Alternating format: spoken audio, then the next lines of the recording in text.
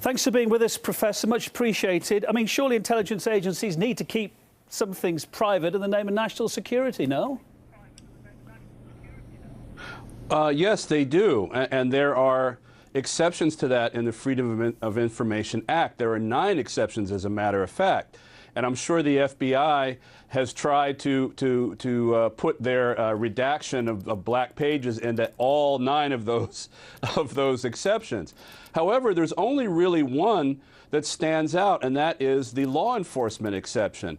And that begs the question as whether spying on American citizens is law enforcement, excuse me.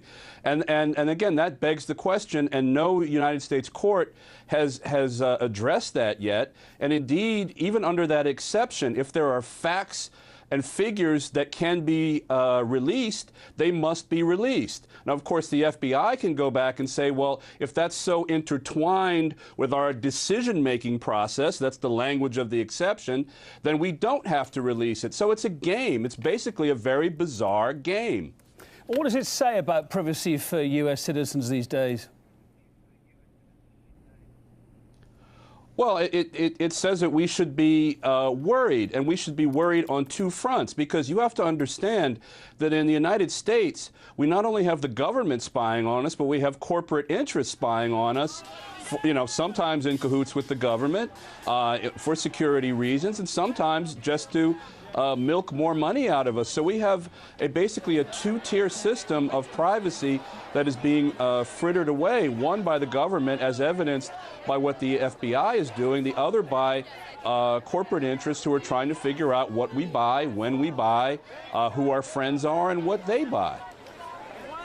What's the next step for civil liberties groups in the U.S.? Can they hope to get their hands on information about how Americans are being tracked? I think the next step for civil liberties groups in the United States is essentially what they probably intended in the first place, which is ironically why the FBI retrenched, is to file some kind of lawsuit.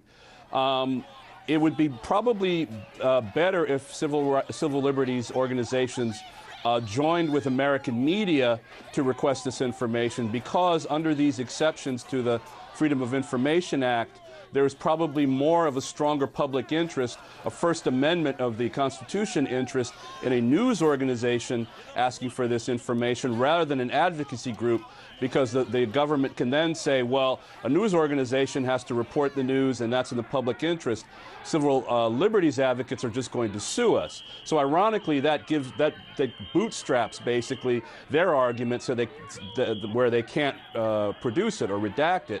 Whereas if a news organization requests the information, they'd be a little less likely to use that excuse. But in the end, it's all going to have to come down to a judge. Professor of Journalism Christopher Chambers, thank you very much for being on the programme tonight.